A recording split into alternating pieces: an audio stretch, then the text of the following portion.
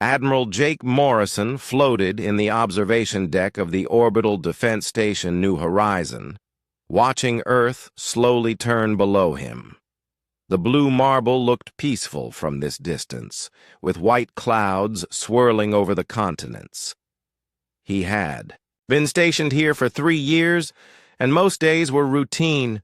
Today felt different.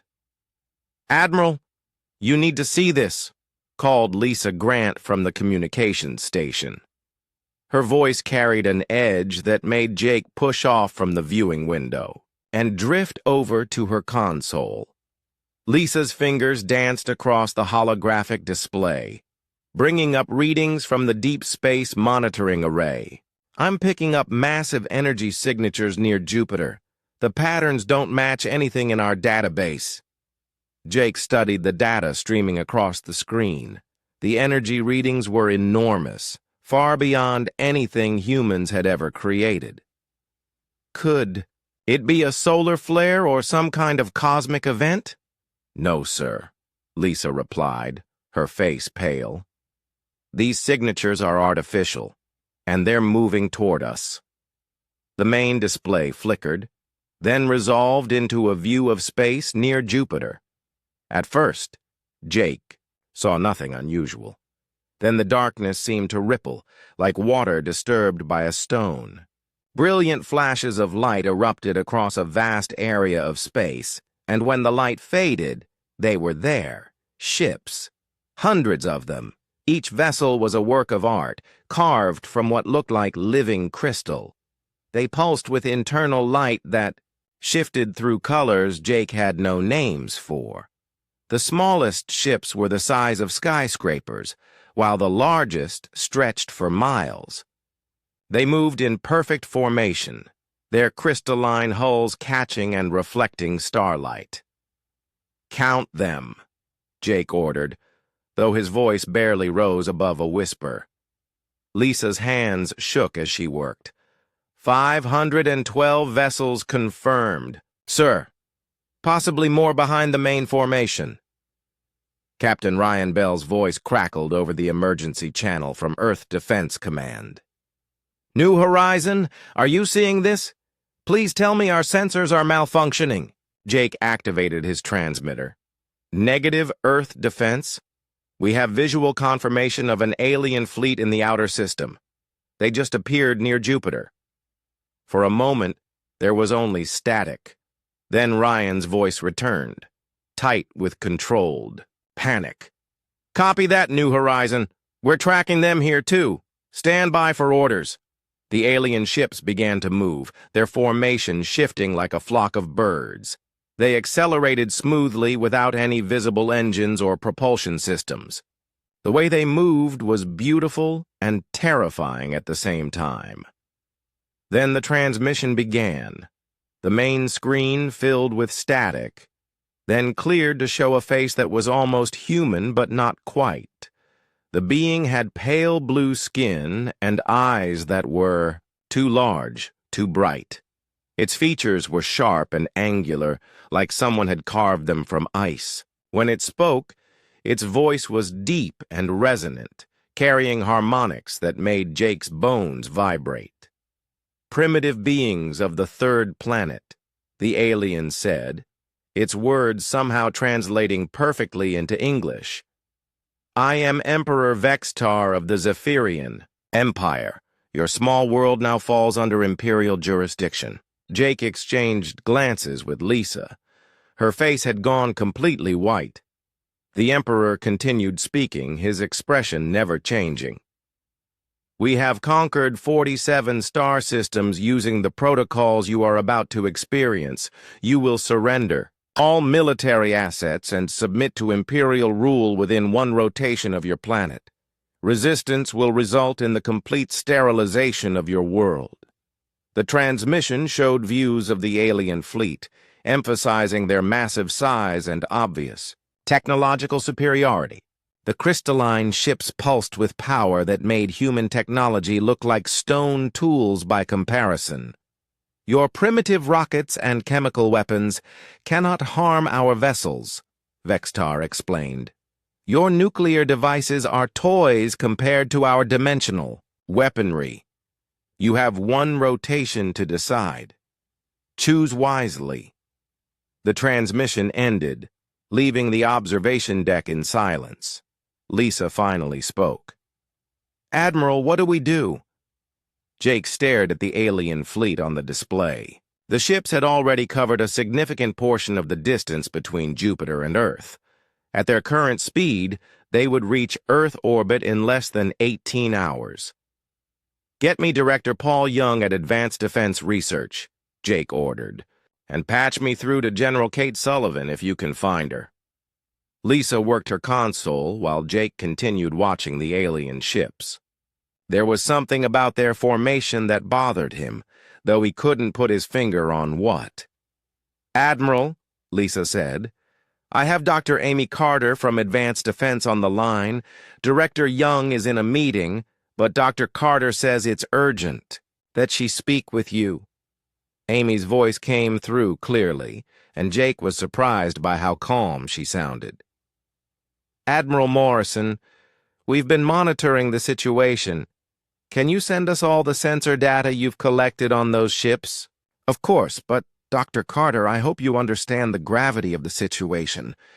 We're facing an alien invasion fleet that claims to have conquered 47 other worlds." There was a pause. Then Amy chuckled softly. "Admiral, I need you to trust me on this. Send us the data and maintain your position. Do not, under any circumstances, engage those ships or attempt to evacuate the station." Jake frowned. "Dr. Carter, with respect, those ships could destroy us without even slowing down." "I understand your concern," Amy replied. "But there are things about this situation that you don't know yet. Things that even most of the government doesn't know. Just hold your position and wait for further orders." The connection ended, leaving Jake staring at the communications panel. Lisa looked at him expectantly.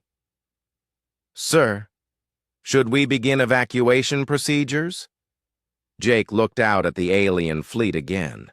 The ships continued their steady approach, their crystal hulls gleaming in the sunlight. Earth hung below them, blue and vulnerable, and completely unaware of what was coming. Something in Amy's voice had been reassuring, almost confident. Jake had worked with the Advanced Defense Research Team before, and they weren't known for false optimism. If Amy was calm about an alien invasion fleet, there had to be a reason. "No evacuation yet," Jake decided. "We hold position and wait for orders, but prepare the emergency systems just in case." Lisa nodded and turned back to her console. Jake returned to the observation window and watched the alien ships grow slowly larger against the star field. In a few hours, they would find out whether humanity's first contact with an alien civilization would be its last. The Zephyrian Empire had conquered 47 worlds. Earth was about to become either the 48th or something entirely different. General Kazul stood before the massive tactical display aboard the flagship Dominion Eternal, studying the primitive world ahead of them. The third planet from this small yellow star looked typical of the worlds they had conquered before. Blue oceans, green continents, white clouds swirling in predictable patterns. "Report," he commanded, his voice echoing in the crystal chamber that served as the fleet's command center. Commander Nexhan activated the holographic display showing their intelligence-gathering results. "The inhabitants call themselves humans. General, they appear to be in the early stages of technological development. Chemical rockets for space travel, primitive nuclear weapons, basic electronic communications." Kazul nodded, unsurprised. It was always the same story. Species barely capable of leaving their home planet thinking they could resist the might of the Zephyrian Empire. Their largest weapons produce explosions equivalent to perhaps 20,000 tons of their chemical explosives. Nexhan continued. Our smallest defensive shields can absorb 10 times that energy without strain. The other officers in the command chamber made sounds of amusement. Captain Veltar spoke up from his position at the weapons control station. General, shall we simply deploy the dissolution beam? We could end this in minutes rather than giving them the full rotation Emperor Vextar promised. Kazul considered. The dissolution beam could indeed eliminate all life on the planet's surface within minutes, leaving the world ready for colonization. But the Emperor preferred to give primitive species a chance to surrender. It made the eventual conquest more satisfying and often provided useful slave populations. Negative, Captain, Kazul decided. The Emperor's word is law. They have their full rotation to surrender. Use the time to study their defenses more carefully. Commander Nexhan brought up additional displays showing human military installations. Their space presence is minimal, General. A few orbital stations, some primitive satellites. Their largest space vessel appears to be a cargo transport less than a mile in length. The display zoomed in on Earth's surface, highlighting military bases and weapons installations. Ground-based defenses consist mainly of projectile weapons and short-range missiles. Their aircraft cannot even reach orbital altitude without chemical assistance. Kazul studied the data with growing boredom. This would be even easier than the conquest of Rigel 7, where the inhabitants had at least possessed energy weapons, primitive though they were. Any signs of dimensional technology? He asked, though he expected the answer. None whatsoever, General, Nexhan confirmed. They appear to be completely unaware of dimensional physics. Their fastest vessels use controlled chemical explosions for propulsion. The assembled officers made more sounds of amusement. Chemical explosions. It was like watching children play with fire sticks while adults wielded plasma cannons. Captain Veltar highlighted several points on the planet's surface. General, they do appear to have some installations that our sensors cannot penetrate fully. Underground facilities, possibly military bunkers. Kazul examined the locations marked on the display. Underground bunkers were common among primitive species. They always thought that hiding underground would protect them from orbital bombardment. Standard protocol applies, he decided. If they refuse to surrender, we'll use seismic charges to collapse any underground facilities. Have you identified their leadership centers? Several possibilities, General, Nexhan replied, highlighting various cities and government buildings. Their political structure appears fragmented into multiple competing nations. No single authority governs the entire planet. This was also typical. Most primitive worlds lack the political unity to mount effective resistance. Their fragmented leadership always spent crucial time arguing among themselves instead of organizing a defense. Maintain surveillance on all potential command centers, Kazul ordered. When they inevitably refuse our generous offer of surrender, we'll eliminate their leadership first. The remaining population will submit quickly once they see their leaders vaporized. The command chamber's main screen showed the approaching planet growing larger as the fleet maintained its steady advance. Earth looked peaceful and defenseless, exactly like the 47 other worlds they had conquered. Emperor Vextar's voice suddenly echoed through the command chamber as he opened a communication channel from his private quarters. General Kazul, status report. All proceeding as expected, Emperor, Kazul replied. The humans appear to be a typical primitive species. No dimensional technology, limited space presence, fragmented political structure. They pose no threat to the fleet. Excellent, the Emperor responded. Have they attempted any communication since our ultimatum? Commander Nexhan checked his instruments. Some activity on their communication networks, Emperor. Increased traffic, between their various government centers, nothing directed toward the fleet.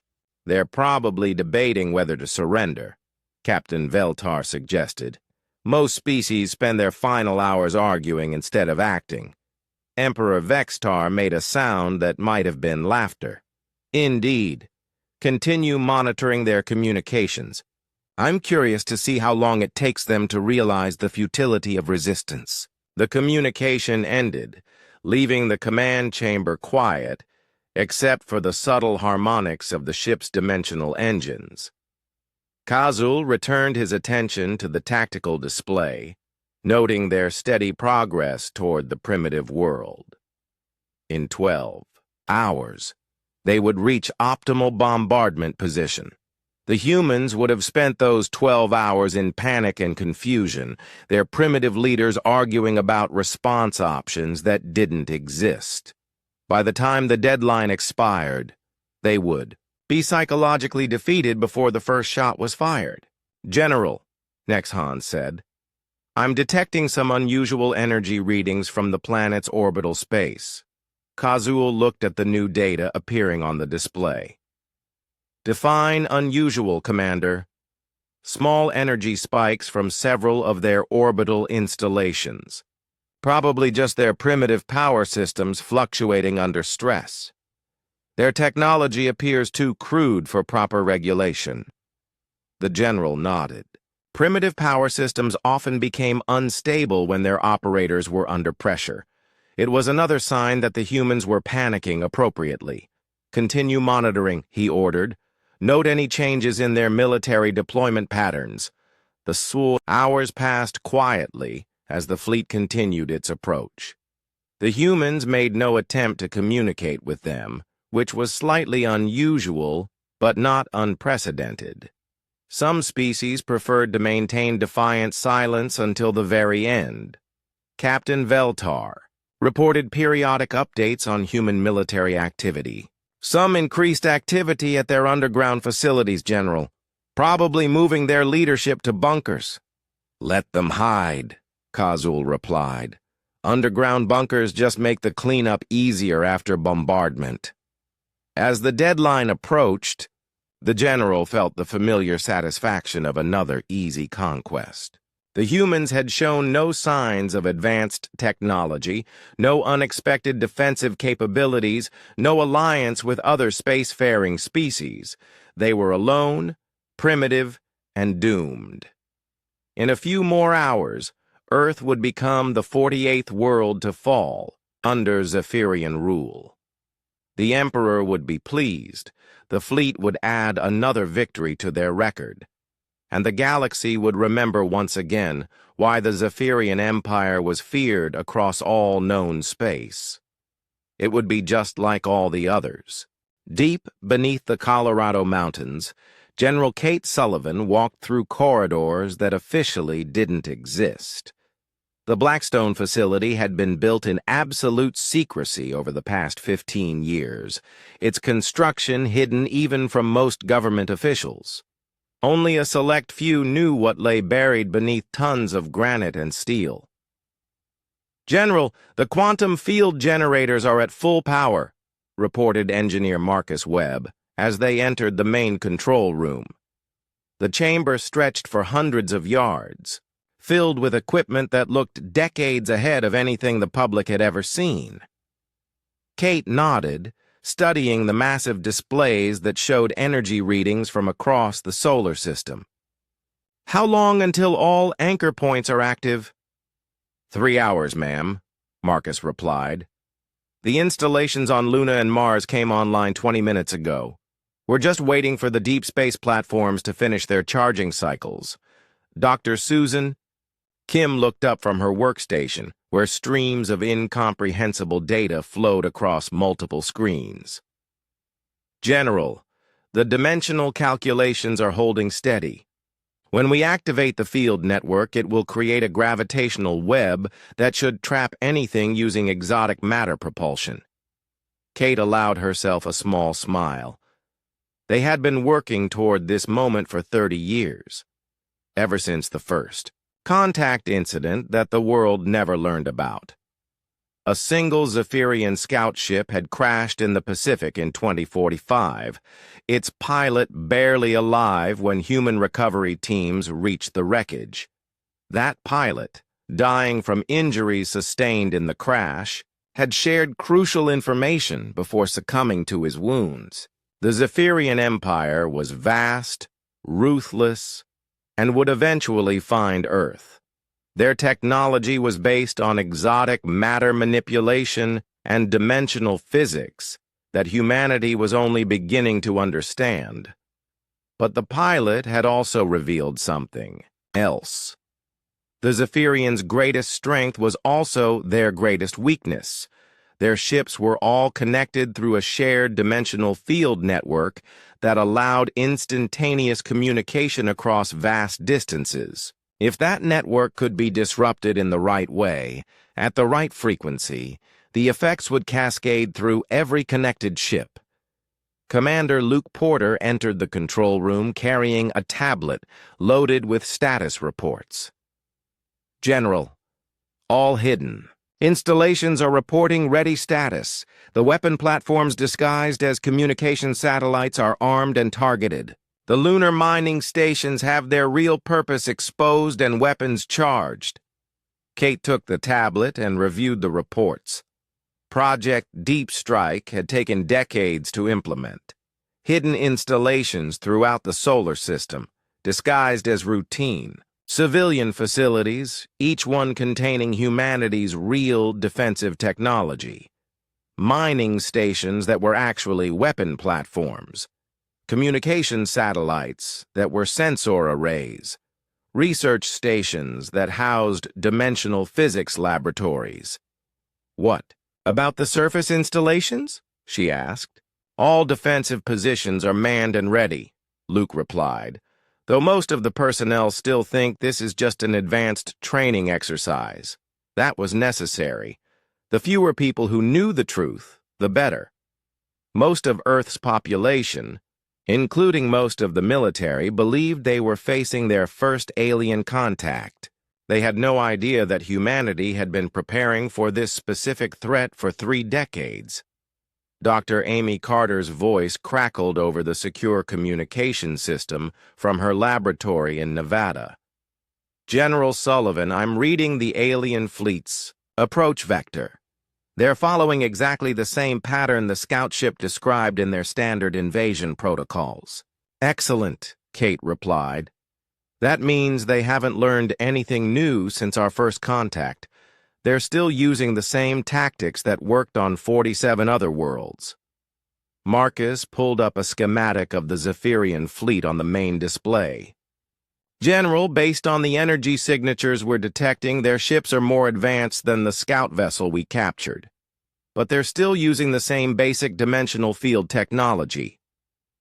Kate studied the alien ships with satisfaction rather than fear. Bigger ships just meant bigger explosions when the dimensional fields collapsed. Dr. Kim, are you confident in the cascade calculations? She asked. Susan looked up from her workstation, her eyes bright with excitement. Absolutely, General. When we disrupt the dimensional field at the harmonic frequency we identified, the energy will feed back through their entire network. The exotic matter that powers their ships will destabilize and collapse into microsingularities. In simple terms, their ships will implode, General, all of them, almost simultaneously. Kate nodded. It sounded almost too good to be true, but they had tested the theory extensively, using the technology recovered from the scout ship. The Zephyrians had built their entire fleet around a technology that humanity had learned to exploit. Commander Porter indicated several points on the tactical display. General, we have confirmation that the aliens are scanning our defensive positions. They're cataloging our apparent military capabilities exactly as predicted. Good, Kate replied. Let them see what they expect to see. Primitive rockets, crude nuclear weapons, basic orbital platforms. Nothing that should concern an advanced spacefaring empire. The beauty of the plan was its simplicity. The Zephyrians would see Earth's defenses and dismiss them as primitive and ineffective. They wouldn't look deeper because they had no reason to suspect that humanity possessed advanced technology. Every other species they had encountered had been genuinely primitive.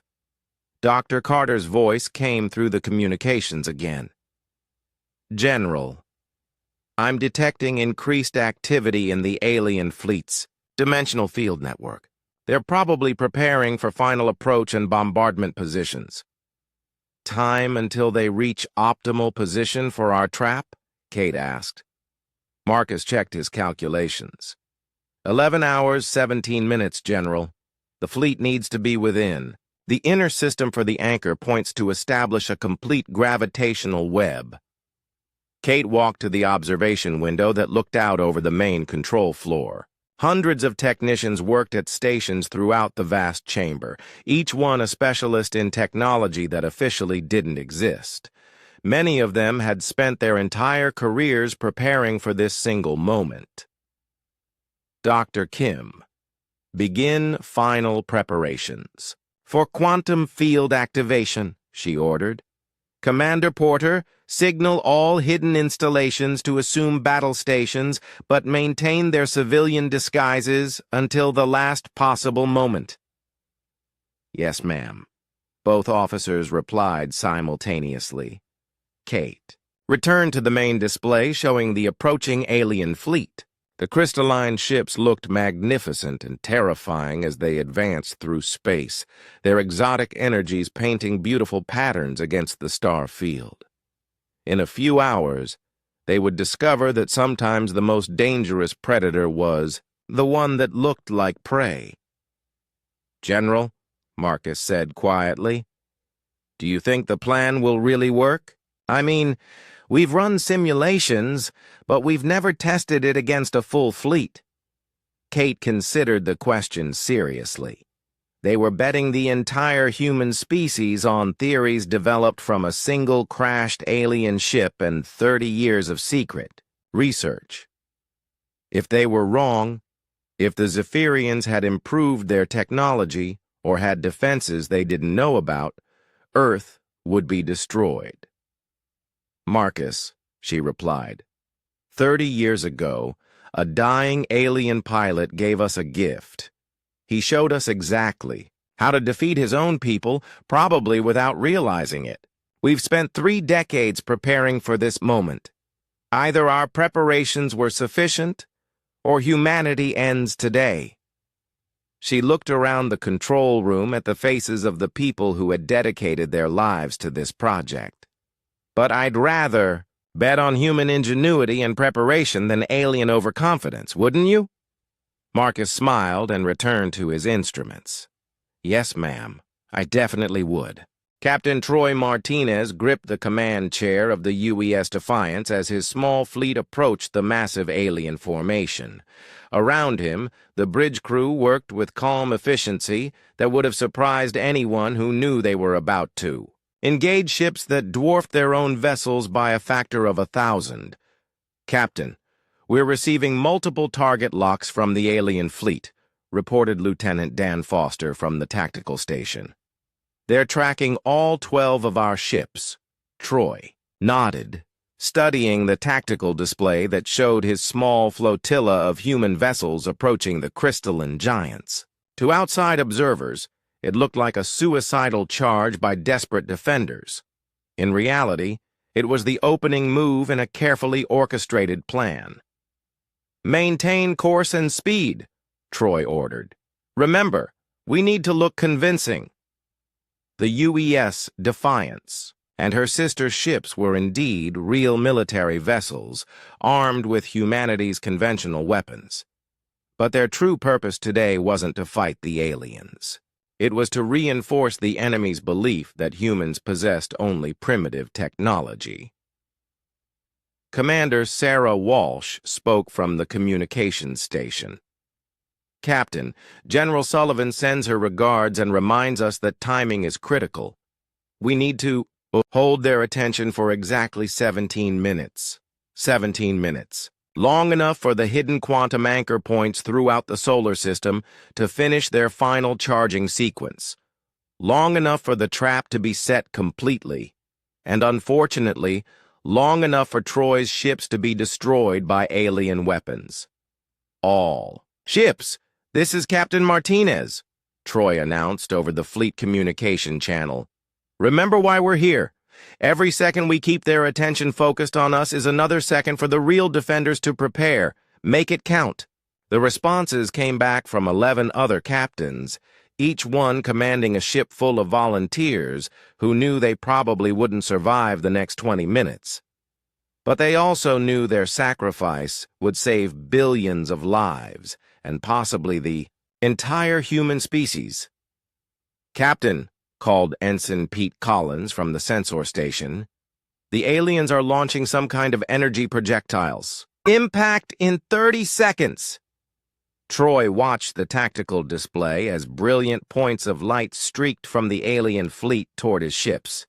The projectiles moved faster than anything in human experience, but they were still bound by the laws of physics. 30 seconds to impact meant 30 seconds to continue the performance. "Evasive maneuvers," Troy ordered. "Make it look good, but don't actually avoid them. We need the aliens to think they're fighting our best efforts."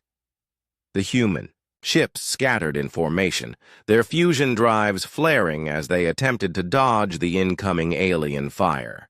The maneuvers were skillful and looked desperate, exactly the kind of futile resistance the Zephyrians expected from a primitive species. The first energy bolts struck the UES Courage, Captain Linda Hayes commanding.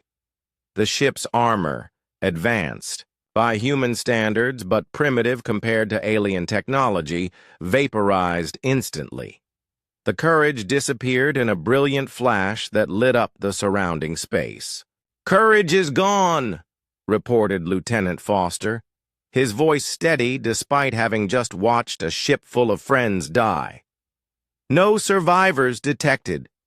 Troy felt the familiar tightness in his chest that came with losing people under his command. But this was war, and sacrifice was sometimes necessary for victory. "Continue the attack," he ordered. "All ships, target the lead alien vessel and fire everything we have." The remaining 11 human ships opened fire with their plasma cannons, missile, arrays, and particle beam weapons. The combined firepower would have been enough to level a city on Earth's surface. Against the crystalline alien vessels, it was barely noticeable. The energy beams and missiles struck the lead Zephyrian ship and simply vanished, absorbed by defensive fields that barely flickered under the assault. The aliens didn't even bother to return fire immediately, probably amused by the futile attack. Chief Engineer Dana Ross spoke from her station at the back of the bridge. "Captain, all quantum anchor points report ready status. The trap is set." Troy allowed himself a moment of satisfaction. His ships had done their job. They had kept the alien fleet focused on what appeared to be humanity's desperate last stand, while the real weapons charged up in hidden installations throughout the solar system. "Dr. Collins, signal General Sullivan that we're ready for activation," Troy ordered. "Signal sent, Captain," Pete confirmed. "General Sullivan acknowledges and requests that we maintain the performance for 3 more minutes. 3 more minutes of watching his people die to maintain the illusion." Troy could do that. More alien fire reached the human fleet, the UES Valor. And UES Freedom died within seconds of each other, their fusion reactors detonating when alien energy beams penetrated their cores. Captain Roy Turner's final transmission from the Freedom was a simple, "For Earth," before his ship vanished in nuclear fire. 8 ships remaining, Lieutenant Foster reported. "The aliens are concentrating their fire. They want to end this quickly." Troy understood. From the alien perspective, they were swatting annoying insects before proceeding with their real business of conquering Earth. They had no idea that the insects were keeping them in exactly the right position for humanity's real weapon to work. The bridge shook as near misses from alien weapons overloaded the Defiance's shields. Warning lights flashed and damage reports flooded in from all sections of the ship. "Captain," Dana called out, "we're reading massive energy buildup from the quantum anchor points. Whatever General Sullivan is planning, it's about to happen." Through the main view screen, Troy could see the alien fleet maintaining their perfect formation as they systematically destroyed his ships. The crystalline vessels pulsed with exotic energies, their dimensional field network linking them in a web of shared power and communication. That network was about to become their doom. "All ships, this is Captain Martinez," Troy announced over the fleet channel. "It's been an honor serving with you. Remember, we didn't lose this fight. We won it." The UES Patriot, commanded by Captain Alex Turner, died as alien fire tore through her hull. The UES Liberty followed seconds later, her captain managing to ram his dying ship into an alien vessel's shields before both ships were consumed in a brilliant explosion. "Captain," Pete Collins called out, his voice tight with excitement, "I'm reading dimensional field fluctuations throughout the alien fleet. Something's happening to their network." Troy smiled grimly as more alien fire reached his remaining ships. The UES Honor and UES Victory disappeared almost simultaneously, their brave crews taking their secrets to the grave. 4 human ships left. 4 ships full of people who had volunteered to die so that humanity could spring its trap. Troy looked around his bridge at the faces of his crew, seeing the same mix of fear and determination in their eyes that he felt in his own heart. "Dana, are you reading the quantum field generators?" he asked. "Yes, Captain," Dana replied, her voice filled with awe. "The anchor points are activating. I've never seen energy readings like this." Through the view screen, Troy could see subtle changes beginning in the alien fleet. The perfect formation was starting to waver slightly. The crystalline hulls weren't pulsing quite as smoothly. The dimensional field network that connected the ships was beginning to fluctuate. "All stations, prepare for final transmission to General Sullivan," Troy ordered. Message reads, "Mission accomplished. Trap is sprung. God save Earth." The transmission went out just as alien fire reached the UES Defiance. Troy felt the ship shudder around him as exotic energy tore through the hull. Emergency lighting kicked in as main power failed. "Captain," Pete called out, "the alien fleet is experiencing massive system failures. Their dimensional fields are destabilizing." Troy smiled as his ship died around him. They had done it. The trap was sprung, and humanity's real fight was about to begin. Dr. Beth Evans stood in the primary transmission chamber of the hidden facility beneath Antarctica, her finger hovering over the activation switch that would broadcast on all frequencies throughout the solar system. Around her, technicians monitored, equipment that represented 30 years of secret human advancement. "Dr. Evans," called technician Jim Parker from his console, "we have confirmed activation of all quantum anchor points. The gravitational web is fully established around the alien fleet." Beth nodded and opened the communication channel that would reach every ship in the Zephyrian fleet, as well as every human installation in the solar system. It was time to reveal the truth. "Attention, Zephyrian Imperial fleet," she began, her voice carrying clearly across space through technology the aliens had never seen before. "This is Dr. Beth Evans of the Human Defense Research Division. We need to talk." On the main screen, she could see the alien fleet beginning to experience the first effects of the quantum trap. The crystalline ships that had looked so graceful and powerful just minutes before were now struggling against gravitational forces they couldn't understand or escape. Emperor Vexatar, General Kazul, I know you're listening, Beth continued.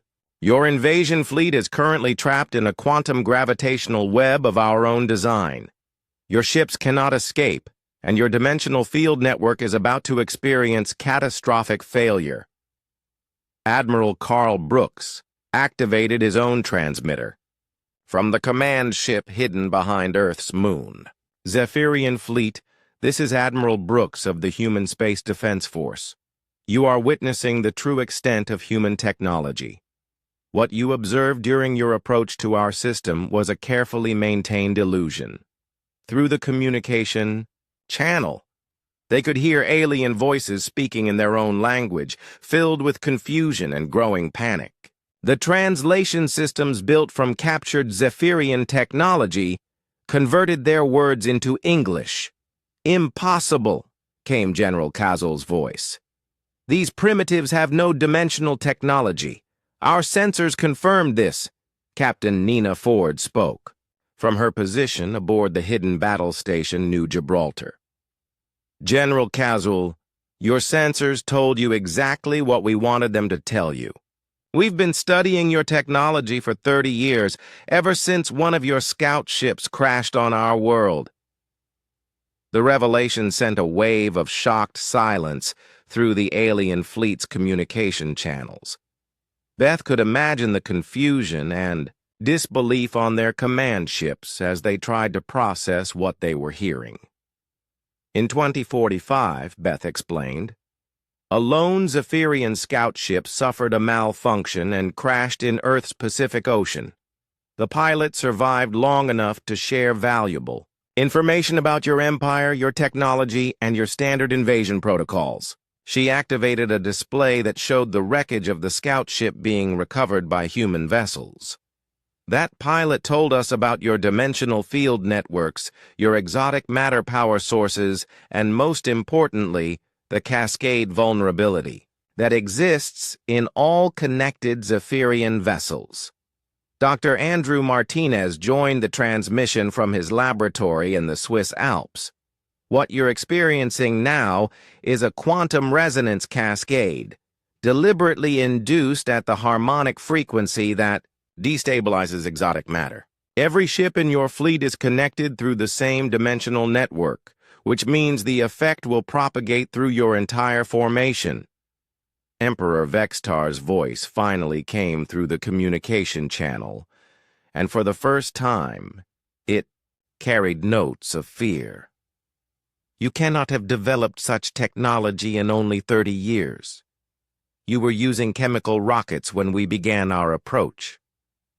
Admiral Brooks laughed, a sound that carried no humor. Emperor, those chemical rockets were museum pieces we brought out of storage specifically for your benefit. Our real ships have been hidden throughout the solar system, waiting for this moment. The main display lit up with new contacts as human vessels that had been disguised as asteroids, defunct satellites, and abandoned space stations suddenly revealed their true nature. Sleek ships with technology that surpassed even Zephyrian capabilities powered up their engines and weapon systems. Behold the Human Defense Fleet, announced Captain Robert Kim from the flagship New Earth. Every vessel you're seeing was built using principles we learned from your scout ship and improved upon with 3 decades of human ingenuity. The alien communications channels erupted in chaos as Zephyrian officers tried to understand how their supposedly primitive target had become their captor. Multiple voices spoke at once, their translation creating a babble of confusion and fear. Silence! Emperor Vextar commanded, his voice cutting through the chaos. Humans, you claim to have trapped our fleet, but we have conquered 47 worlds. Our weapons can still destroy your planet even if we cannot escape. Dr. Beth Evans smiled as she prepared to deliver the final revelation. Emperor, your weapon systems are also powered by exotic matter and connected to your dimensional field network. In approximately 30 seconds, that network is going to experience complete cascade failure. Commander Tim Anderson spoke from the hidden facility on Mars. We've been monitoring the exotic matter resonance in your ship cores. The quantum disruption field is propagating faster than your safety systems can compensate. Your weapons will be the first systems to fail, followed by life support and finally propulsion. Through the view screen, they could see the alien fleet's formation beginning to collapse as ships struggled against the gravitational web. The beautiful crystalline hulls that had seemed so powerful were now flickering and dimming as their exotic matter cores became unstable. "This is impossible," General Kazul repeated. "No species has ever developed countermeasures to our technology." "General," replied Dr. Susan Walsh from her quantum physics laboratory, "no species has ever had 30 years to study your technology while you remained completely unaware of their existence. Every invasion protocol you followed, every tactical decision you made, every assumption about human capabilities, we planned for all of it." The alien communications channels filled with damage reports as systems began failing throughout their fleet. Warning alarms could be heard in the background as Zephyrian crews struggled to understand what was happening to their ships. "Your dimensional field network is experiencing harmonic resonance," explained Dr. Beth Evans. "The exotic matter that powers your ships is destabilizing at the quantum level. The energy has nowhere to go except into micro-singularities that will consume your vessels from the inside out." Emperor Vexistar's voice returned, now clearly desperate. "Humans, we can negotiate. The Zephyrian Empire is vast. We can offer you technology, territory, alliance status." Admiral Carl Brooks responded with cold finality. "Emperor, you came to our system with the intention of conquering or destroying our species. You offered us slavery or death. We declined both options." The main display showed the first Zephyrian ship beginning to collapse as its exotic matter core imploded. The crystalline hull folded in on itself like a flower closing, compressed by gravitational forces beyond imagination.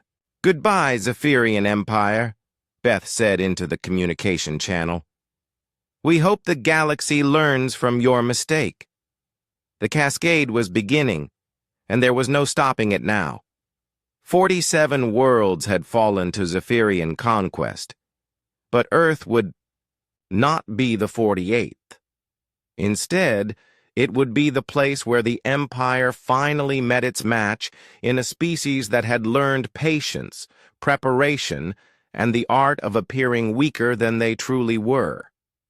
Technician Rob Martinez sat at his control station in the deepest level of the Blackstone facility, his hands steady on the quantum field controls despite the magnitude of what he was about to unleash.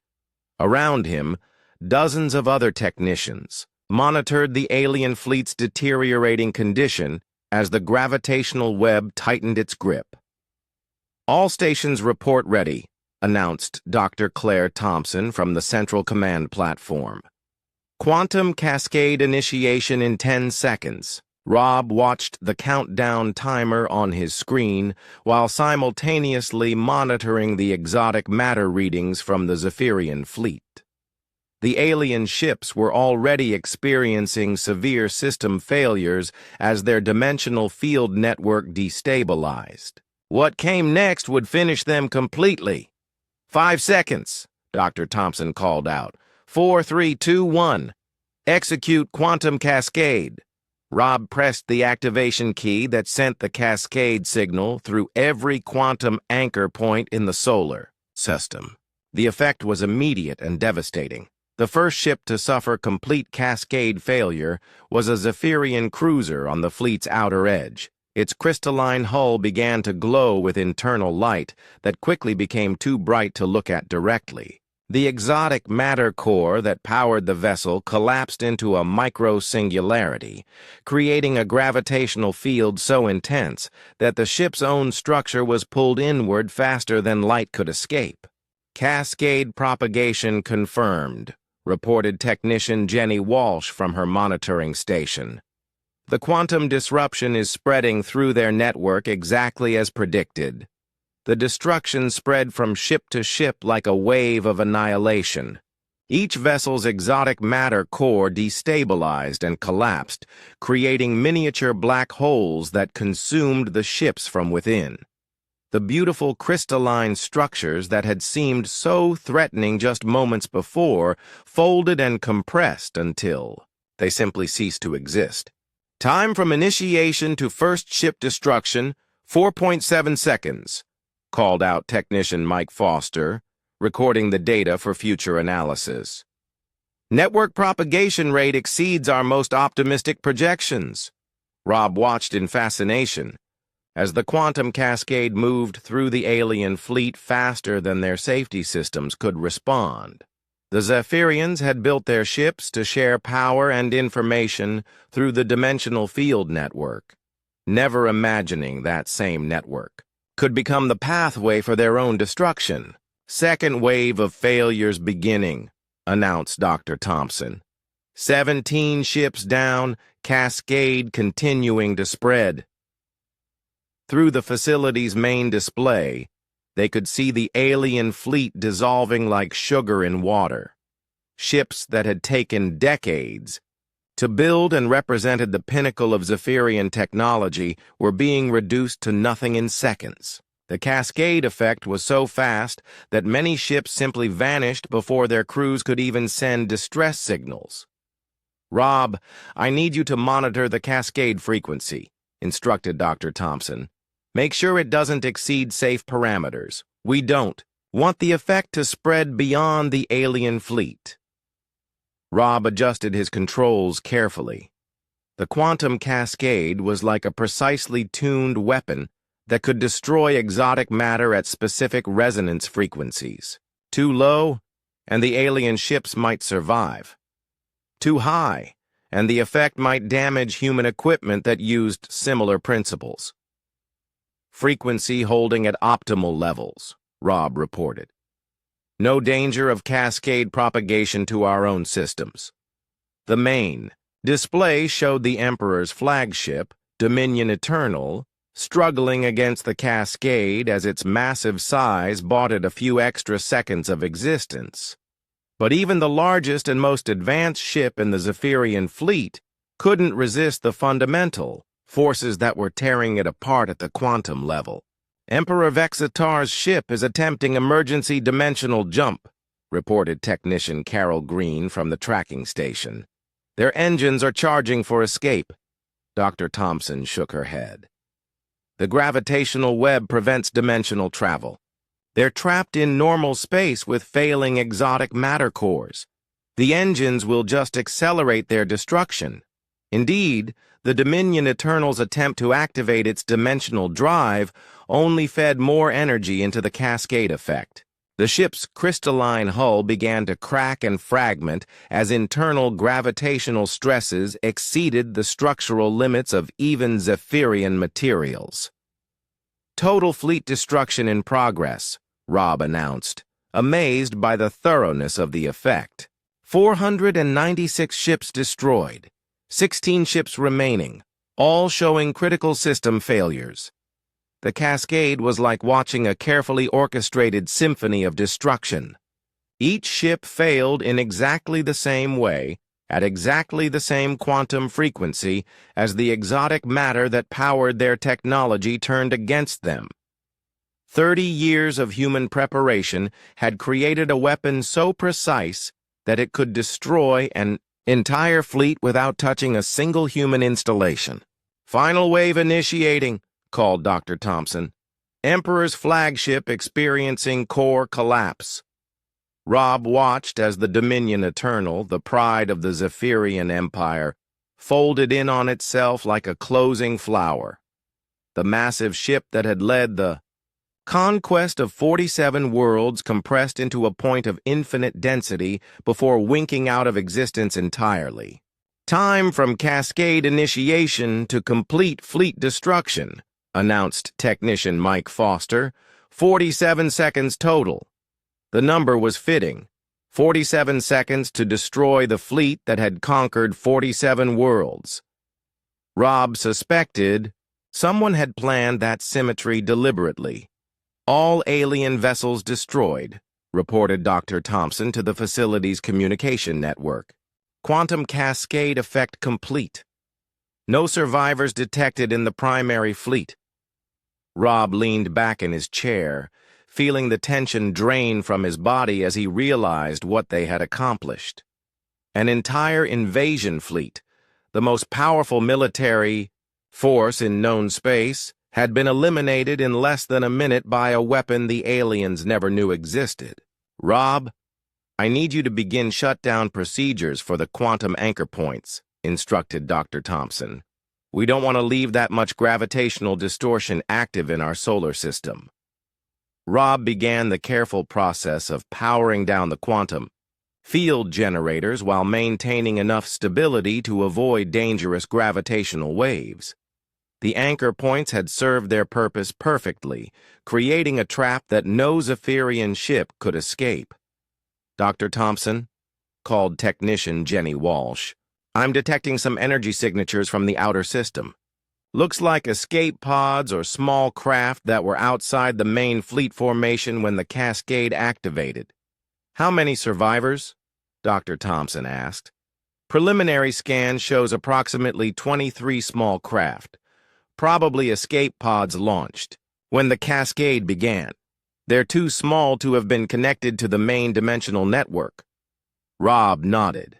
It made sense that a few Zephyrians would survive in escape pods or scout ships that weren't part of the main fleet network.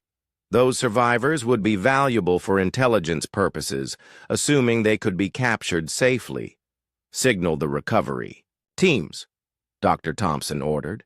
We want those survivors alive if possible.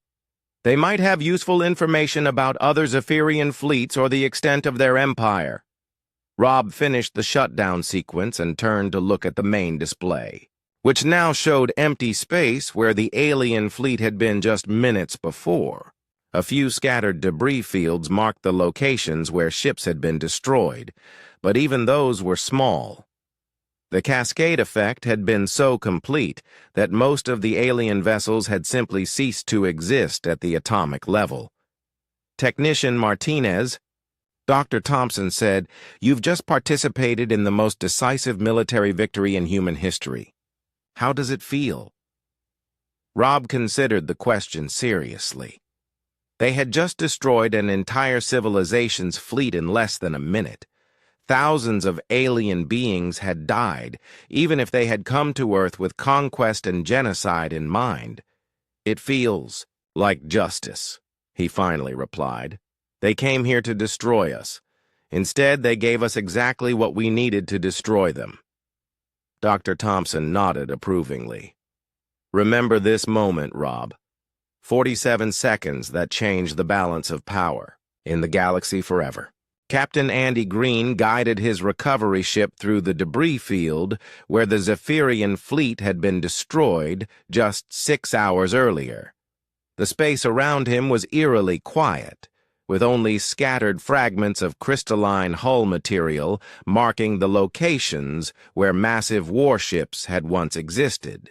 Captain, I'm detecting life signs from an escape pod about 2 kilometers off our starboard bow, reported Ensign Lisa Murphy from the sensor station. Looks like 3 Zephyrian survivors and their life support is failing. Andy adjusted course toward the pod, one of 23 small craft that had survived the quantum cascade. The recovery operation had been going on for hours, with human ships carefully collecting alien survivors from across the outer solar system. Medical team, to the docking bay, Andy announced over the ship's communication system. Prepare for alien casualties. Dr. Kelly Price, you're needed for initial interrogation procedures. Dr. Price arrived at the docking bay just as the escape pod was brought aboard. The pod was a work of art like everything the Zephyrians built, carved from the same crystalline material as their larger ships, but somehow retaining structural integrity despite its small size. "Open it carefully," Andy instructed the docking technicians. "We want these survivors alive and cooperative." The pod's access hatch dilated like an iris, revealing 3 Zephyrian beings in various states of injury and shock. They were humanoid, but clearly alien, with pale blue skin and large eyes that seemed to hold depths of intelligence and, now, fear. "I am Dr. Kelly Price of the Human Medical Corps," Kelly announced, using the translation device developed from captured Zephyrian technology. "You are safe aboard a human vessel. We will treat your injuries and provide assistance." The lead Zephyrian, wearing what appeared to be an officer's uniform, looked up at Kelly with a mixture of confusion and terror. When he spoke, his words were translated by the device into accented but understandable English. You destroyed the entire fleet," he said, his voice barely above a whisper. 500 ships, 50,000 crew members, gone in seconds." Kelly nodded solemnly. "The fleet came to our system with the intention of conquering or destroying our species. We defended ourselves with the means available to us." "But how?" the alien officer asked. "Your technology was primitive. Chemical rockets, nuclear weapons. We scanned your entire system." Captain Andy stepped forward. "Officer, what you scanned was what we wanted you to see. Our real technology has been hidden for 30 years, ever since we recovered one of your scout ships." The Zephyrian's eyes widened even further. "Scout ship? We lost a reconnaissance vessel in this sector decades ago, but we assumed it was destroyed by spatial anomalies. It crashed on our world," Andy explained. "The pilot survived long enough to tell us about your empire, your invasion protocols, and the technical specifications of your dimensional field network." Dr. Price began treating the alien's injuries while continuing the conversation. "That pilot's information allowed us to develop countermeasures specifically designed to exploit the weaknesses in your technology. What happened to your fleet was the result of 30 years of careful preparation." The Zephyrian officer seemed to deflate as the implications sank in. "Then this was not a fortunate accident for your species. You planned this destruction." "We planned to defend our world," Kelly corrected. "Your empire chose to attack us. We simply chose to survive." Commander Steve Walsh entered the docking bay, carrying a tablet loaded with preliminary analysis of the alien technology recovered from the battle. "Captain Green, Intelligence Command wants a full debrief from all survivors as soon as they're medically stable." Andy nodded and turned back to the Zephyrian officer. "Officer, we need information about your empire. How many other fleets are there? What other worlds have you conquered? Are there other species planning similar invasions?" The alien looked between the humans surrounding him, clearly struggling with whether to cooperate with his captors. Finally, he seemed to reach a decision. "I am Commander Tolvar of the Imperial Third Fleet," he said formally. "By the laws of war, I am required to provide only my name and position." Dr. Price finished treating a wound on the commander's arm and moved to examine the other survivors. "Commander Tolvar, your empire's laws of war may not apply when your entire invasion fleet has been destroyed. You might want to consider the practical realities of your situation." Steve Walsh consulted his tablet. "Commander, according to our analysis of your fleet's communication records, the Zephyrian Empire controls approximately 200 star systems. Is that accurate?" Tolvar's expression showed surprise that humans had been able to decode Imperial communications so quickly. You have impressive technical capabilities for a primitive species. We're not primitive, Andy replied. We never were. That was just the impression we wanted your empire to have. Dr. Julie Palmer arrived in the docking bay carrying additional medical equipment and translation devices. Captain, we've successfully communicated with 14 of the 23 survivors. Most are showing signs of severe psychological trauma from witnessing the fleet's destruction. Andy understood. Watching an entire fleet disintegrate in 47 seconds would be traumatic for anyone, especially when it was your own fleet and you had believed it was invincible. Dr. Palmer, how are the other survivors responding to interrogation? Mixed results, Julie replied. Some are cooperative and willing to share information about the Empire's structure and other fleets. Others are refusing to speak at all. A few seem to be in complete shock. Commander Steve Walsh approached Commander Tolvar again.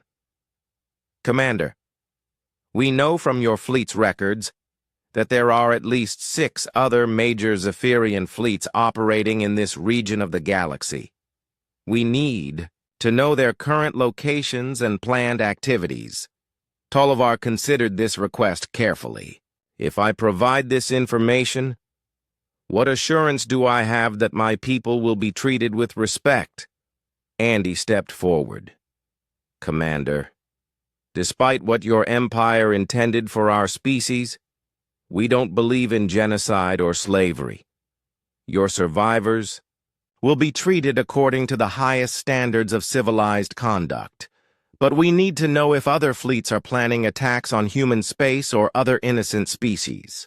The 4th and 7th fleets are currently engaged in conquest operations in the Rigel sector, Tolvar admitted after a long pause. The 2nd Fleet is consolidating control over recently conquered systems near the galactic core. The remaining fleets are in various stages of preparation for future operations. Steve Walsh made notes on his tablet. What about command structure? How does the Empire coordinate between fleets? All fleet operations are coordinated through the Dimensional Command Network, based on the Imperial home world of Zephyr Prime. Tolvar explained. When our fleet fails to report, they will investigate. Andy and Steve exchanged glances. This was crucial intelligence that would help humanity prepare for whatever came next. How long before they expect a report from your fleet? Andy asked. Standard protocol requires status reports every 7 local days, Tolvar replied. Our next report was scheduled to be transmitted in 4 days. Dr. Kelly Price finished treating the other 2 survivors and returned to the group. Captain, all 3 survivors are medically stable. They're suffering from various injuries sustained during the escape pod launches, but nothing life-threatening. Andy nodded. Commander Tolvar, you and your people will be transported to a secure facility where you'll be debriefed more thoroughly. You'll be treated well, but understand that humanity now knows about the Zephyrian Empire, and we intend to protect ourselves and other species from future aggression. Tolvar looked around the docking bay at the human crew surrounding him. Your species is more dangerous than we realized. The Empire underestimated you completely. Yes, Andy agreed. And now the galaxy will learn what happens when someone threatens Earth. 3 months after the destruction of the Zephyrian fleet, Ambassador Helen Cruz stood before the assembled representatives of the Galactic Council on the neutral world of Concordia Prime. The vast chamber held delegates from 43 different species, many of whom were seeing a human being for the first time. Honored delegates, Helen began, her words translated instantly into dozens of languages. I am here to represent humanity and to address the concerns that have brought this emergency session of the Galactic Council into being. The chamber buzzed with nervous energy. News of the Zephyrian Empire's defeat had spread throughout the galaxy like wildfire, carried by the few surviving members of other fleets who had witnessed the aftermath. The species that had terrorized the galaxy for centuries was gone, destroyed by a race that most civilizations had never heard of. Counselor Vexashan of the Altarian Federation stood to address Helen. His species was tall and graceful, with silvery skin that shimmered under the chamber's lights. Ambassador Cruz, the Galactic Council requires an explanation. How did your species acquire the technology to destroy an entire Zephyrian fleet? Helen activated the holographic display that showed the battle's timeline. Counselor Vexashan, 30 years ago, a Zephyrian scout ship crashed on our world. The pilot provided information about the Empire's technology and invasion protocols before succumbing to his injuries. We used that knowledge to prepare appropriate defenses. Counselor Mertai of the Aquatic Alliance spoke next, her voice carrying the musical tones of her water-dwelling species. Ambassador, our intelligence indicates that your defenses were far more advanced than anything we have seen. You did not simply repel an invasion. You annihilated it completely. The Zephyrian Empire chose to attack our world with the intention of conquest or genocide, Helen replied calmly. We chose to survive. The thoroughness of our defense was necessary to ensure that the threat was completely eliminated. General Frank Moore sat in the observer section, monitoring the proceedings while simultaneously coordinating humanity's rapidly expanding defense network. Since the battle, human ships had been spreading throughout the solar system and beyond, establishing monitoring stations and defensive platforms. Counselor Dalmore of the Silicon Confederacy stood, his crystalline form reflecting the chambers, light in complex patterns. Ambassador, the technology your species displayed suggests capabilities that exceed even our most advanced civilizations. Are you claiming that a single crashed ship provided sufficient information for such advancement? Helen smiled slightly. Counselor Dalmore, the crashed ship provided the foundation. Human ingenuity and 30 years of dedicated research provided the rest. We are perhaps more adaptable than your species initially believed. In the Earth system, Dr. Alex Bennett continued his work in the expanded research facilities that were no longer hidden. The quantum physics laboratories that had been secret for decades were now operating openly, developing new technologies that built upon the principles learned from the Zephyrian scout ship. Alex, we're detecting another quantum signature from the Galactic Rim, reported Dr. Patricia Green from the Deep Space Monitoring Station. Different technology-based than the Zephyrians, but definitely artificial. Alex studied the sensor readings with interest rather than concern. How far out? Approximately 18 months at their current speed, Patricia replied. They're not making any effort to hide their approach. Probably coming to investigate rather than attack, Alex concluded. News of the Zephyrian defeat has spread pretty far. This could be another civilization wanting to make contact or assess the new situation. Back on Concordia Prime, the Galactic Council session was reaching its crucial phase. Counselor Nextar of the Reptilian Hegemony posed the question that everyone wanted answered. Ambassador Cruz, what are humanity's intentions now that you have demonstrated such destructive capabilities? Will your species become the new threat that the galaxy must fear? Helen had been expecting this question. Counselor Nextar, humanity has no interest in conquest or domination. However, we will not tolerate attempts to threaten or attack our world or our interests. We seek peaceful relations with all civilized species. And what do you consider civilized? Asked Counselor Vexashan. Species that do not practice slavery, genocide, or unprovoked aggression, Helen replied firmly. We understand that the Zephyrian Empire enslaved or destroyed the populations of 47 worlds. Those surviving populations are now free to determine their own futures. Commander Tina Stevens floated in the command center of the deep space, monitoring Station New Frontier, watching the latest reports from the former Zephyrian territories. Liberation fleets composed of human ships and vessels from freed species were systematically dismantling the Empire's remaining infrastructure. Commander, we're receiving surrender offers from 3 more Zephyrian colonies, reported Lieutenant Carl Watson. They want to negotiate terms for peaceful transition to independence. Tina nodded. The Zephyrian Empire was collapsing faster than anyone had anticipated, with their main fleet destroyed and their reputation for invincibility shattered. Remaining Zephyrian forces were surrendering rather than fighting hopeless battles.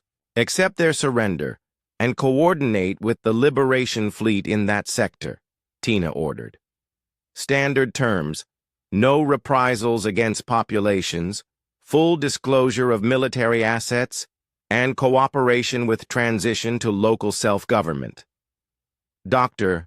Gary Lewis worked in his laboratory aboard the research station Deep Thought, analyzing the latest intelligence about potential threats from beyond the galaxy. The destruction of the Zephyrian Empire had created a power vacuum that various species were rushing to fill. Gary, we've identified at least 6 different civilizations that are accelerating their expansion programs since news of the Zephyrian defeat spread, reported his research partner, Dr. Monica Ford.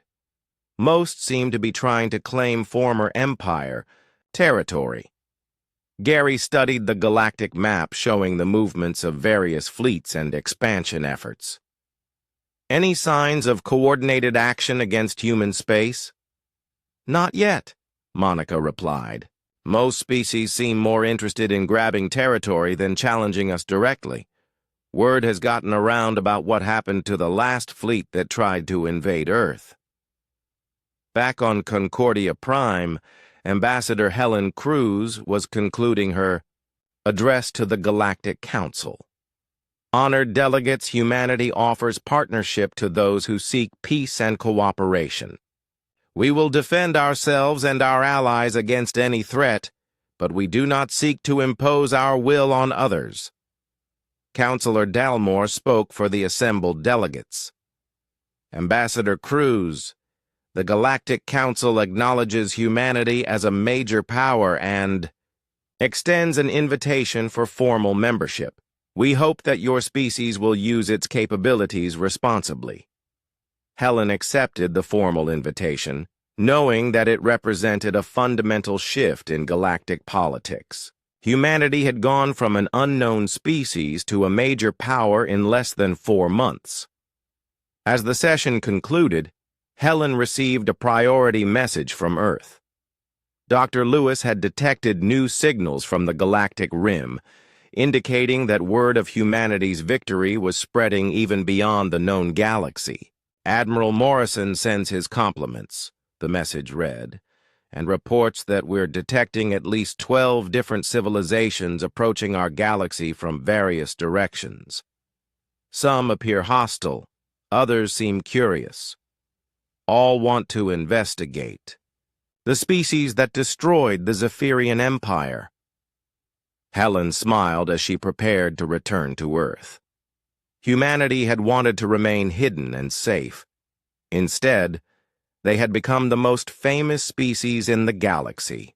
The quiet little world that had seemed so primitive was now the center of galactic attention. Whether that attention brought new friends or new enemies remained to be seen. But one thing was certain. No one would ever underestimate humanity again. The age of human isolation was over. The age of human prominence had just begun. And in laboratories hidden throughout human space, scientists continued working on defenses against threats that hadn't even revealed themselves yet. Because if 30 years of preparation had taught humanity anything, It was that in the cosmos there was always something bigger waiting in the dark. The galaxy was about to learn what humans did when they stopped hiding and started exploring.